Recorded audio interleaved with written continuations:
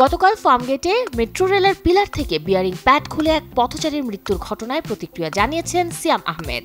স্তব্ধ, মর্মাহত, বিরক্ত প্রকাশ করে বাংলা ছবির এই নায়ক স্ট্যাটাসে লিখেন, আমাদের টাকায় নির্মিত কাঠামো একটি পরিবারকে মাটিতে মিশিয়ে দিল।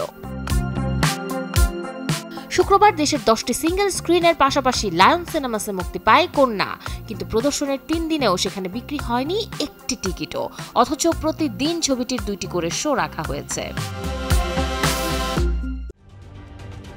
ঢালাইয়ে দৃঢ়তা, নির্মাণে নিশ্চয়তা, প্রিমিয়ার সিমেন্ট, ঢালাইয়ের রাজা।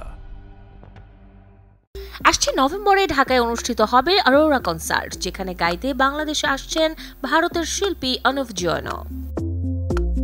নিজের ছবি দেখতে পছন্দ করেন না পশ্চিমবঙ্গের অভিনেত্রী কোয়েল মল্লিক, এজন্য বেশ কটা ছবি তার অদেখা। সম্প্রতি এক পডকাস্ট শোতে এসে কথা বলেন অভিনেত্রী।